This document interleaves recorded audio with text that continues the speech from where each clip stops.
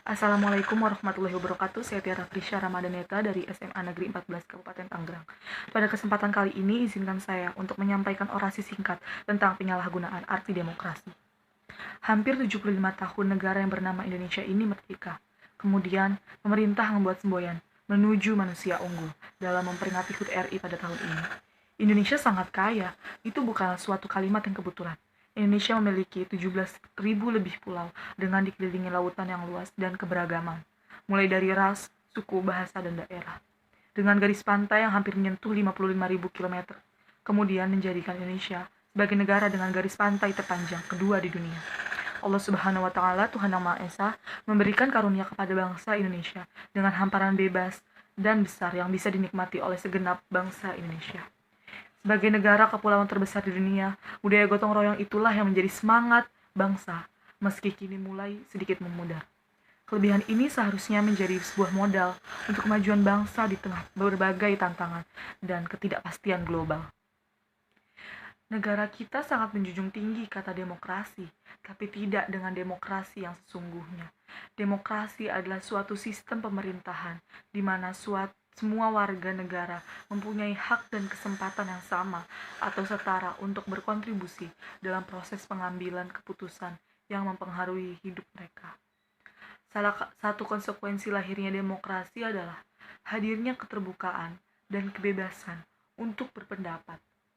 Bebas berpendapat bukan bebas dalam arti bebas sebebas-bebasnya.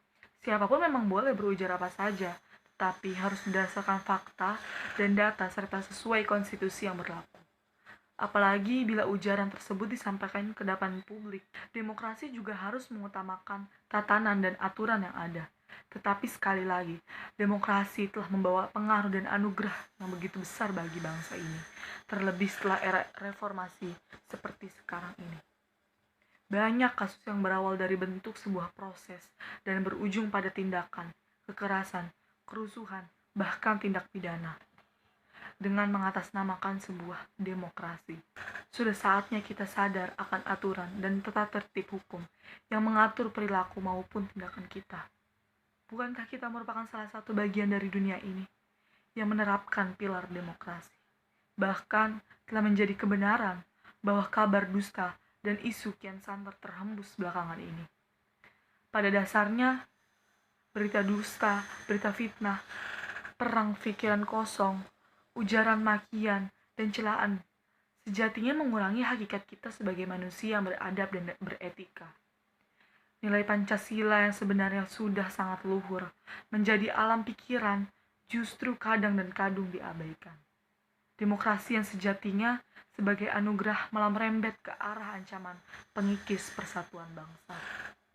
Sejatinya bukan demokrasinya yang salah, seperti sebuah manggis yang busuk, bukan buahnya yang salah, tetapi pedagang yang tidak bisa menjaga buah dalam kondisi yang baik.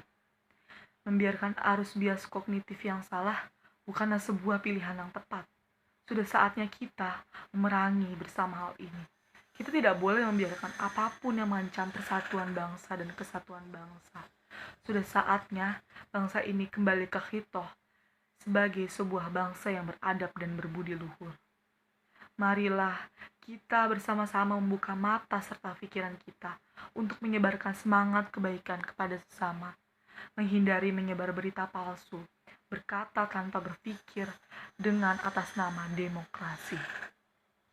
Karena niscaya apa yang kita tanam, itulah yang kita tuai. Apa yang kita sebarkan akan kembali lagi kepada kita. Mari bersama-sama kita bahu-membahu, saling bergandengan tangan untuk menyongsong kehidupan yang bahagia dan sejahtera. Terima kasih. Sekian dari saya. Apabila ada salah kata, mohon dimaafkan. Wassalamualaikum warahmatullahi wabarakatuh.